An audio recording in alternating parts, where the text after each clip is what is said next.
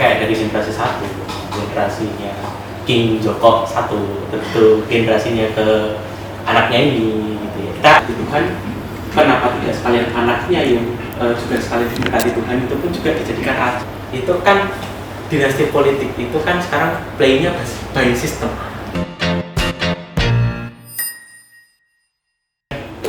Assalamualaikum warahmatullahi wabarakatuh. Halo semuanya, Selamat datang di podcast Justisia. Jadi di podcast Justisia ini kita akan membahas tentang isu-isu hukum yang sedang terjadi ataupun yang sedang ramai, dan kita akan membahasnya secara mendalam bersama tentu saja orang yang ahli di bidangnya. Oke, kali ini kita sudah bersama dengan Bang Muhammad Anugrah Perdana ya. Perdana, oh ya. Biasanya dipanggil siapa, Bang? Aku dipanggil Aher. Oke, Bang Aher aja ya, Ya, lebih gampang ya. Bersama Bang Aher yang merupakan alumni dari Fakultas Hukum Universitas Islam Indonesia.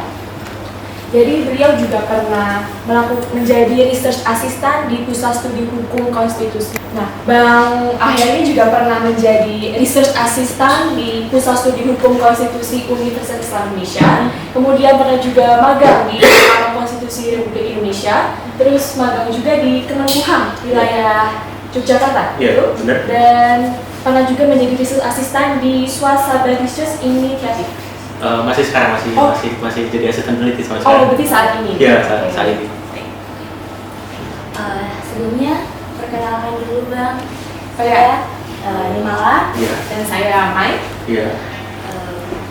Kita di sini sebelumnya ingin tahu kesibukannya Abang akhir-akhir ini gimana? Oh ya, kebetulan kalau misalkan saya di Swasabha Research Initiative, saya sekarang lagi fokusnya jadi konsultan publik ya. Kebetulan tugas saya sekarang lagi merancang naskah akademik untuk rencana pembangunan jangka menengah daerah di satu daerah ya. Dan ya kesibukan saya juga nyiapin S2 untuk di luar negeri. Jadi masih kayak semacam belajar bahasa Inggris, terus juga kayak nyiapin dokumen-dokumen yang lainnya lah untuk kayak semacam nyiapin ke luar negeri juga gitu. Kalau boleh tahu dulu waktu di semester kuliah, Abang ini ngambil jurusan apa? Kalau dulu aku ngambilnya HTN ya. Jadi kebetulan skripsiku ini kaitannya sama pembentukan undang-undang secara cepat, fast track legislation.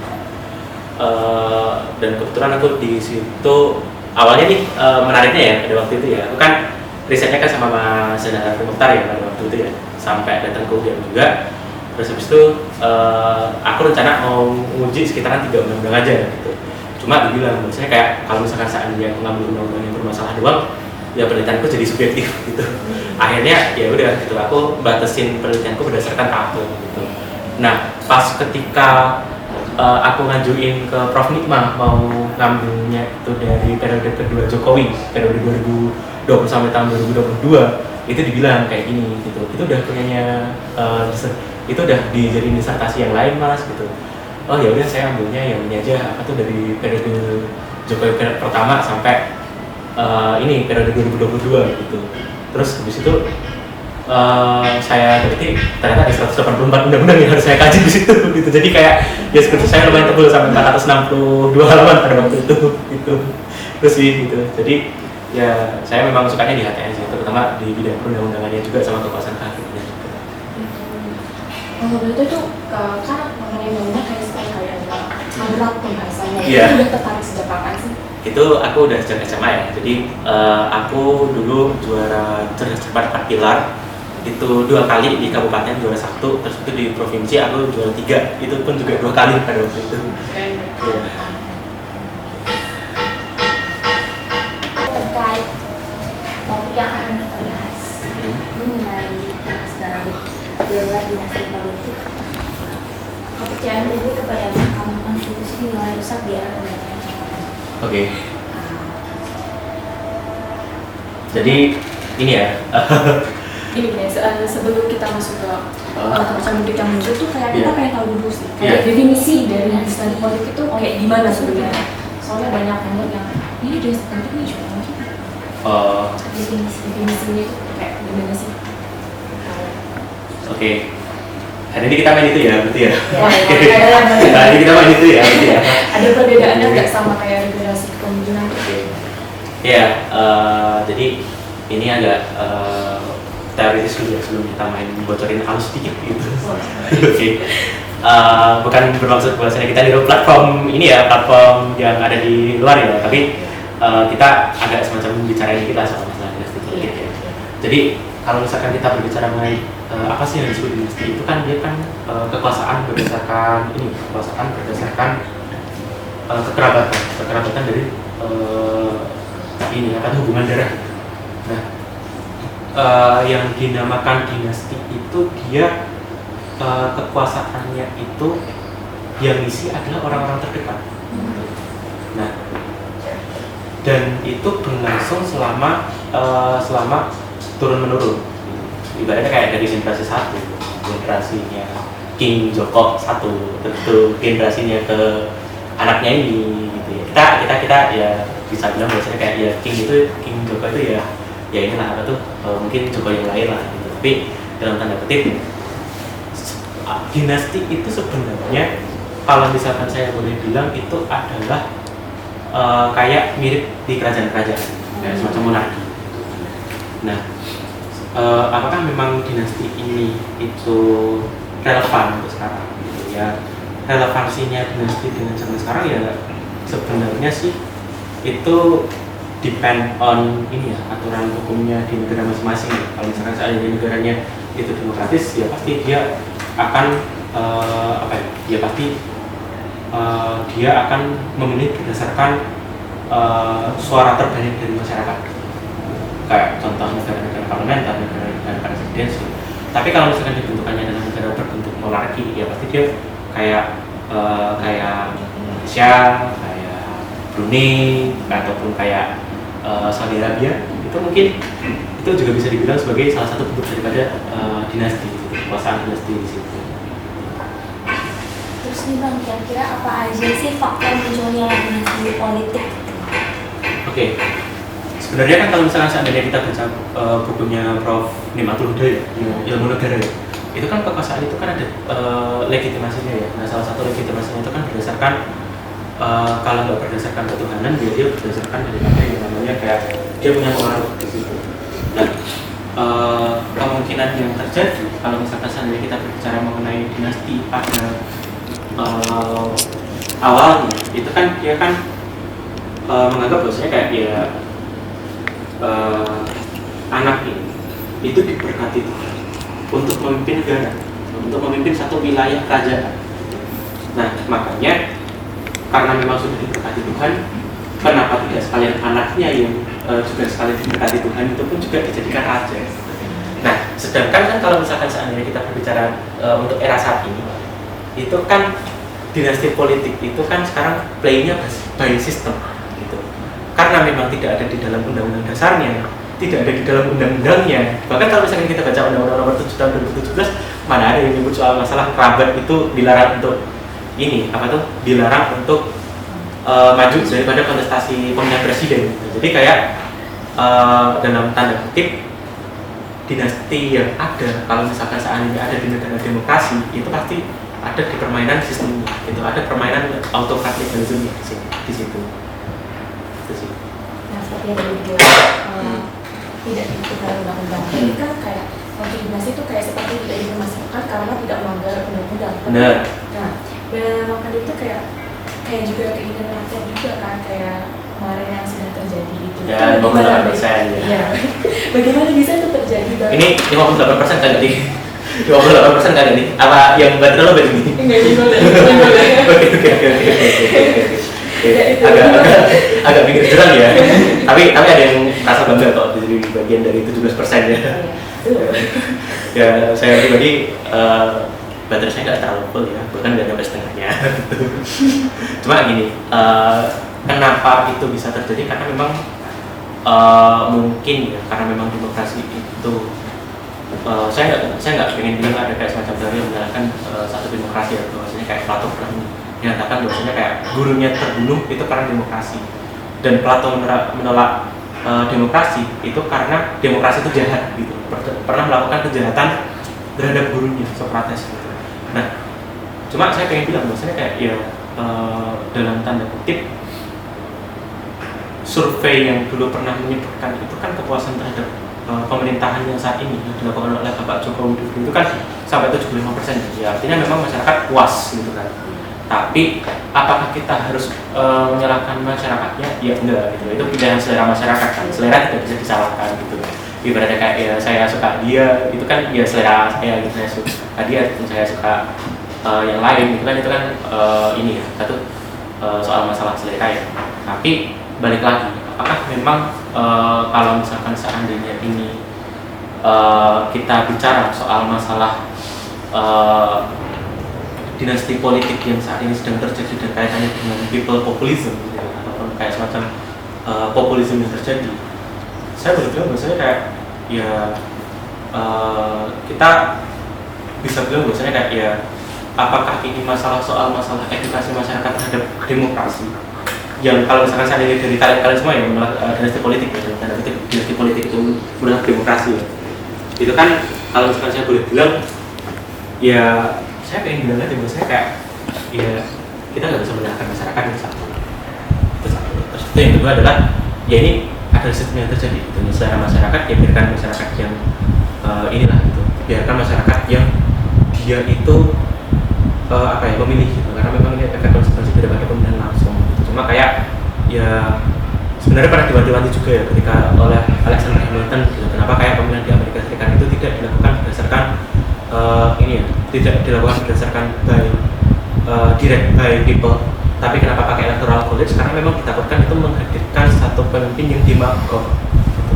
Pemimpin demagog adalah pemimpin yang dalam tanda kutip jahat gitu. Pemimpin yang dalam tanda kutip jahat, tapi bukan saya bermaksud untuk menyalahkan bahwasanya pemerintahan, menyatakan bahwasanya pemerintahan yang saat itu demagog itu enggak ya, tapi saya cuma pengen bilang bahwasanya kayak ya dulu udah pernah diwanti-wanti gitu, bahwasanya kayak sama Amerika Serikat pemilihan secara langsung itu oleh masyarakat itu ditakutkan ya karena kita memilih yang populer berdasarkan popularitas bukan berdasarkan daripada kemampuannya dia untuk menarik suara masyarakat, ya itulah yang terjadi. Cuma kayak ya yang namanya sistem itu tergantung manusia.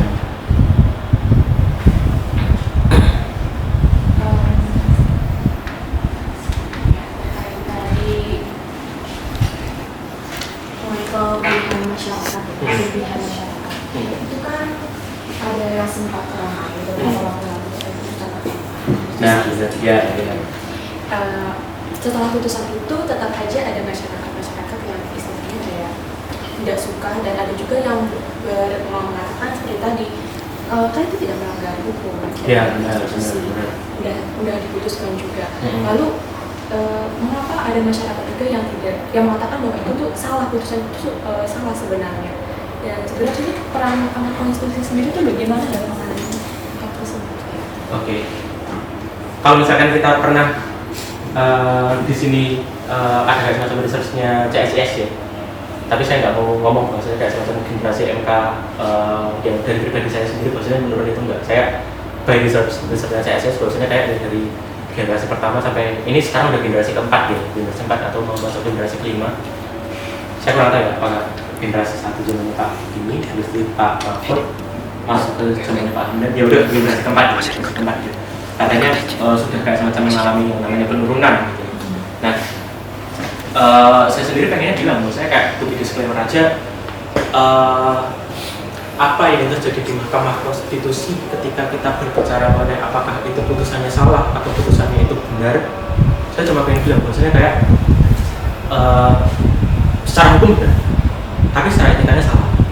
Letak kesalahan etikanya bahwasanya kayak satu, nemo iudex causa sua, gitu. Bahwasanya kayak hakim itu tidak boleh mengadili pada perkara yang berkaitan dengan dirinya sendiri, yang artinya bahwasanya ketika memang si Uncle Usman ini itu Paman Usman itu menyatakan ya bahwasanya kayak memutuskan bahwasanya kayak bukan dinas politik tapi kayak umur presiden itu boleh di bawah itu asalkan sudah punya pengalaman di instansi kenegaraan ataupun di instansi daerah. Itu adalah kesalahan ketika dia tetap memutus pasal itu ada kayak semacam keterkaitannya dengan anak presiden ataupun keponakan yang mana itu punya kayak semacam elektabilitas dan punya kayak semacam tendensi untuk maju. Nah itu adalah kesalahan dari segi peradilan, dari segi hukumnya, dari segi etika hukumnya. Cuma kalau misalkan seandainya kita berbicara dari segi hukum kenegaraannya, kita balik lagi ke hukum hak asasi manusia gitu. Maksudnya kayak ya dia tidak bisa disalahkan karena memang mengacunya pada konstitusi, mengacunya pada hak asasi manusia.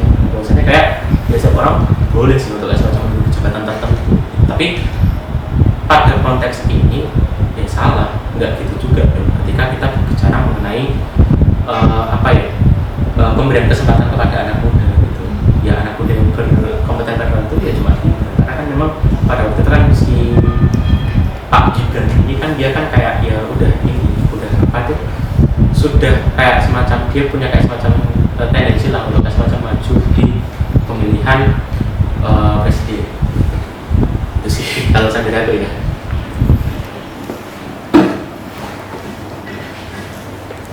Terkait konstitusi di era ini, Iya. kan banyak juga masyarakat yang maksudnya kurang setuju. Oke. Dan jadinya banyak kepercayaan publik yang turun Oke. di era Mahkamah Ke Agung. Mahkamah Konstitusi ini ya? Era ini. Dampaknya itu apa aja sih? Sebenarnya gini ya, kalau misalkan seandainya kita berbicara apakah ini dampaknya kepercayaannya ke Mahkamah Konstitusi itu menurun, saya rasa bahwasanya kayak saya kurang tahu surveinya berapa, tapi saya juga belum pernah baca juga. Tapi kayak ketika Anda tadi ngomong bahwasanya kayak ada kayak semacam penurunan elektabilitas atau penurunan kepercayaan terhadap Mahkamah Konstitusi, saya rasanya kayak memikirkannya gini gitu. Dampaknya ya mungkin orang anggap bahwasanya kayak dia memperjuangkan demokrasi ataupun kayak memperjuangkan daripada prinsip-prinsip asas demokrasi untuk dipertahankan di negara ini, jadi kayak sangat kurang gitu. Kayak ya orang menganggap bahwasanya kayak ya udah demokrasi ya selesai gitu dalam tanda kutip. Cuma kayak kalau misalkan dalam pandangan saya pribadi nggak terlalu pengaruh, karena memang setiap orang butuh Mahkamah Konstitusi ketika memang ada kayak semacam pelanggaran hak konstitusional yang terlanggar gitu. Misal kayak contoh kayak permasalahan gaji lah, upah lah dan lain-lain gitu. Toh juga kalau misalnya saya pengen bilang apakah memang Mahkamah Konstitusi itu sejahat itu ya benar gitu. Toh juga kayak semacam dia pernah kayak semacam mengeluarkan putusan yang kaitannya dengan ini ya, maka itu balik lagi ke konstitusi gitu. Jadi kayak balik lagi ke konstitusi kayak semacam peradilan pajak yang dimasukkan ke Kementerian Keuangan, terus itu dibalikin lagi ke Mahkamah Agung. Itu kan adalah salah satu bentuk maksudnya alhamdulillah masih punya kayak semacam komitmen positifistik untuk kembali ke konstitusi. Cuma ya dari saya pribadi pengaruhnya mungkin ya orang nganggap bahwasanya kayak Mahkamah Konstitusi sia-sia, tapi ya mau nggak mau gitu, bahwasanya kayak ya yang punya fungsi sebagai negara konstitusi cuma Mahkamah Konstitusi. Lalu terkait kalau kita balik lagi ke tugas Mahkamah Konstitusi, kan kemarin ada uji materi tentang putusan Mahkamah Agung terkait PKPU itu terkait kepala daerah. Iya, kepala daerah itu. Itu kira-kira gimana kalau semisal itu kan juga masih bisa masuk ke yang awal tadi terkait dinasti politik, bahwa ada sesuatu yang ingin diloloskan kembali ke pemilu kada. Kalau kakak, kalau adik ya. Alasan saya pribadi pengen banyak gini sih. SMA juga agak ngawur ya.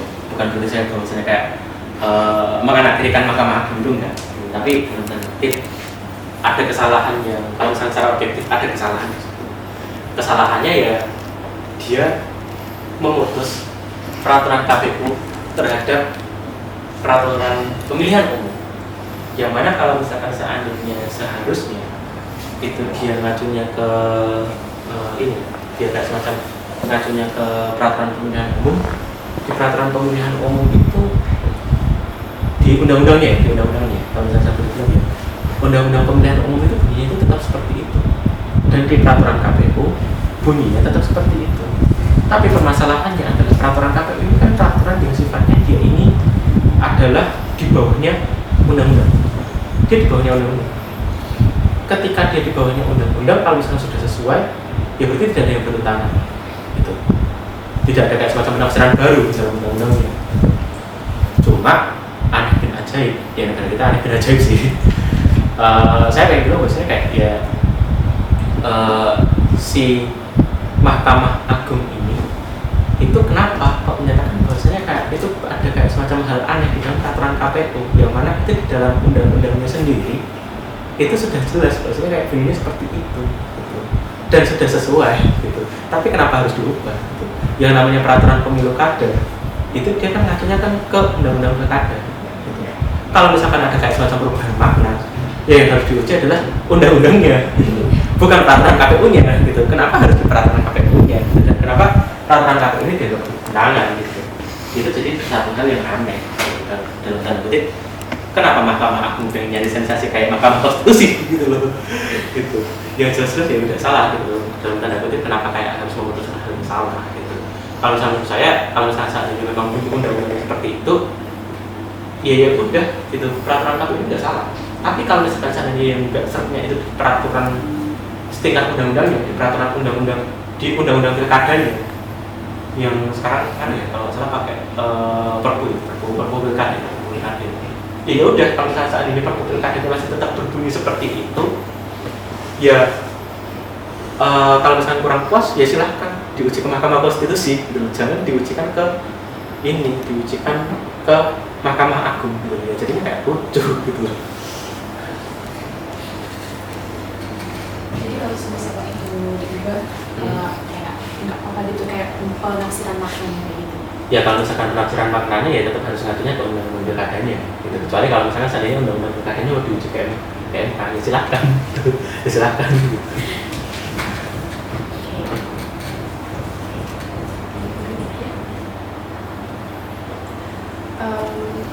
Kalau semisal kayak yang tadi kan ada terkait sempat menurun kepercayaan, sempat menurun gara-gara yang putusan ini. Terus ada nggak sih?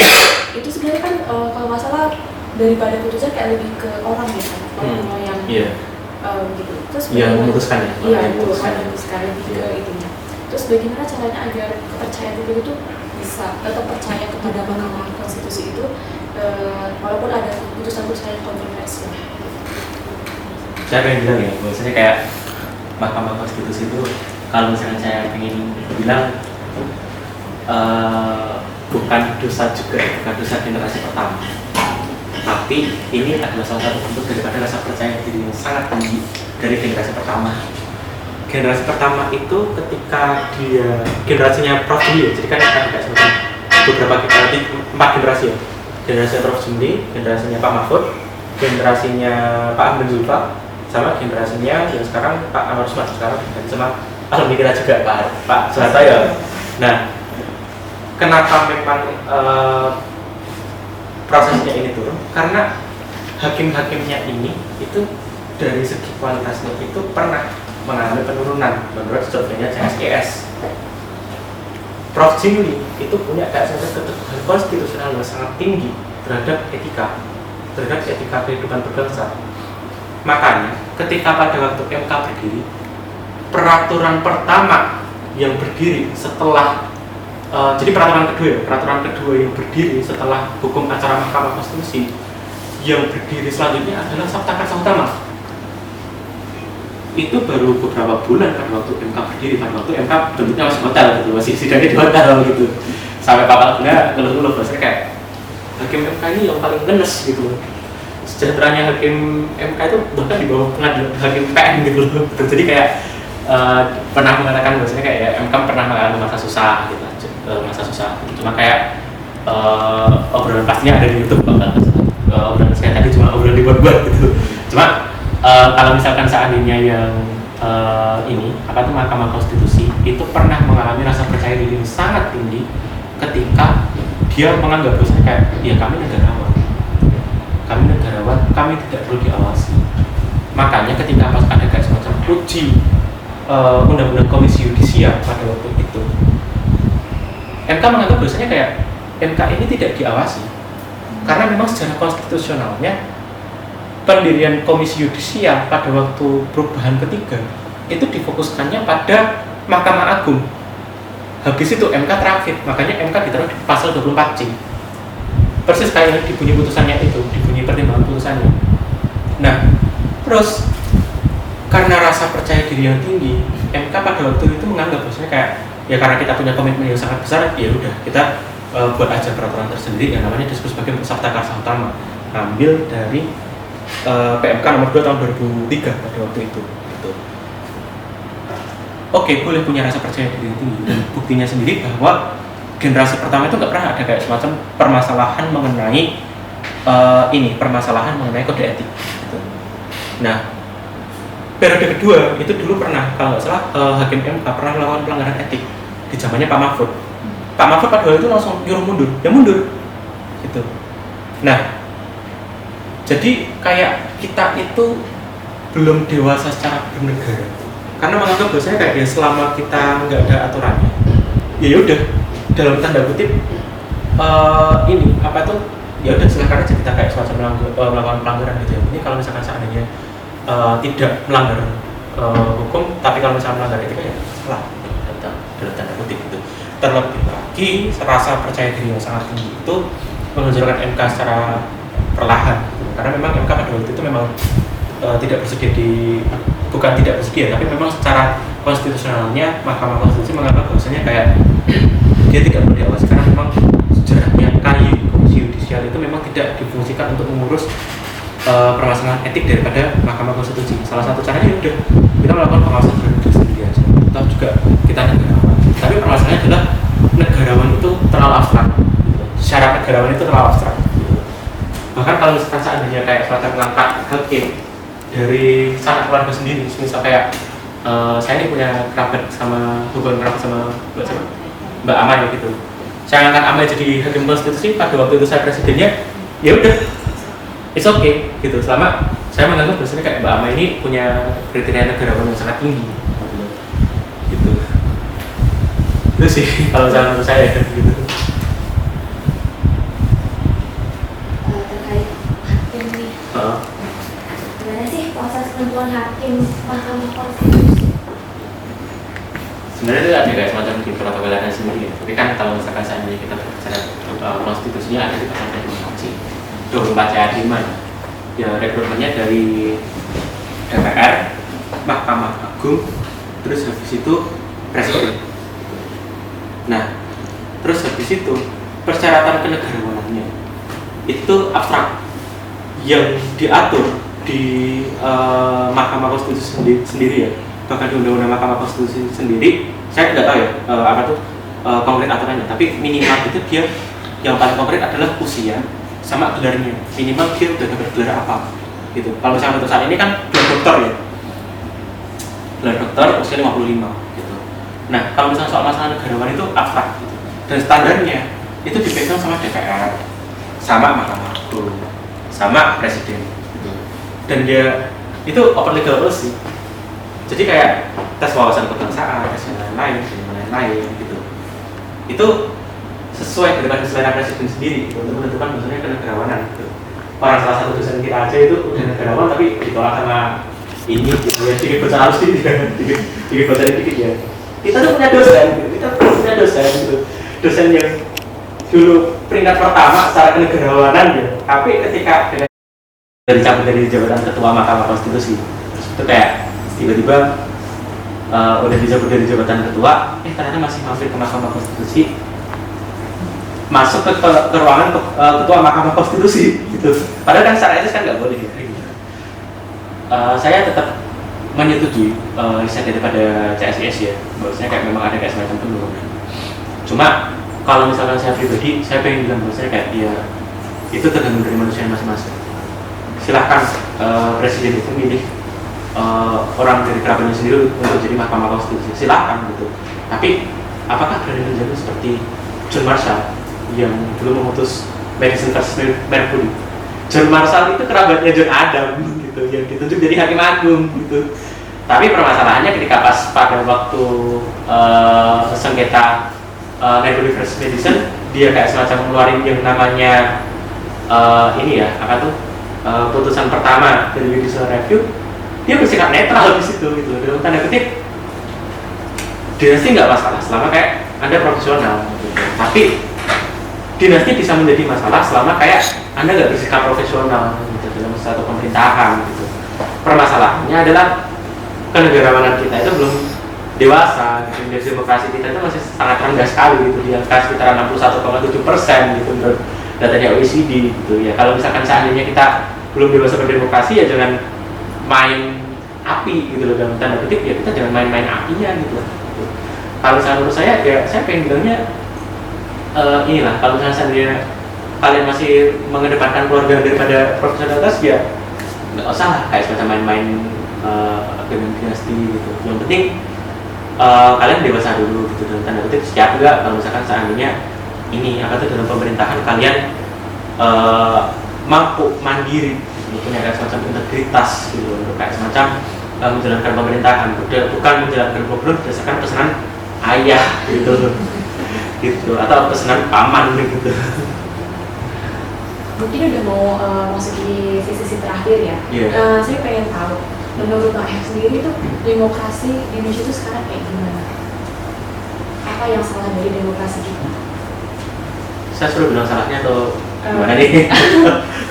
Yang mana aja boleh. Oke.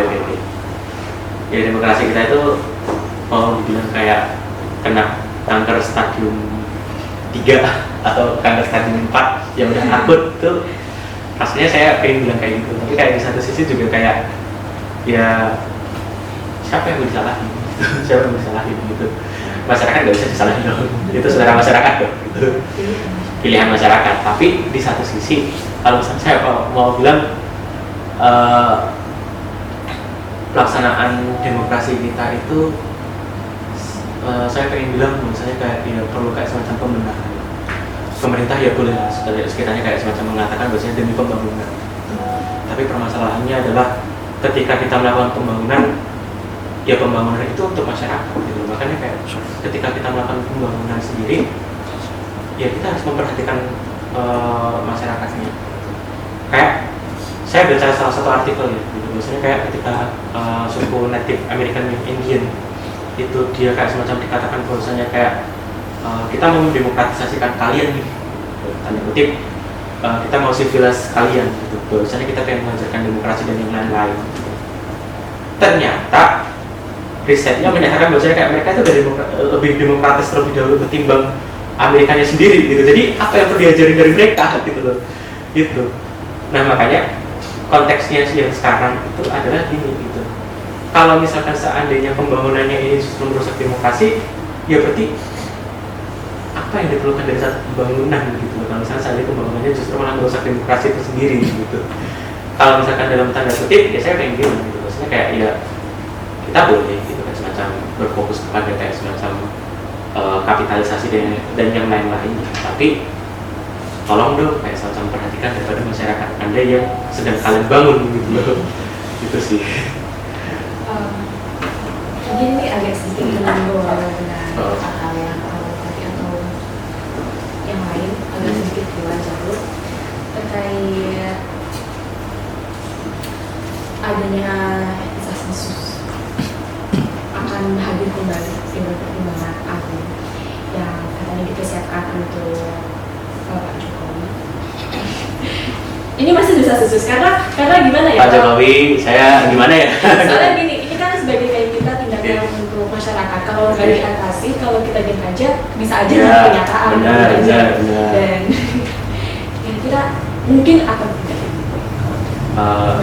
Iya Pak Jokowi masih punya usaha jadi kayak kalau misalnya seandainya mau jabatan politik ya sekiranya ya nggak masalah sih asal usaha dulunya jangan sampai bangkrut aja gitu.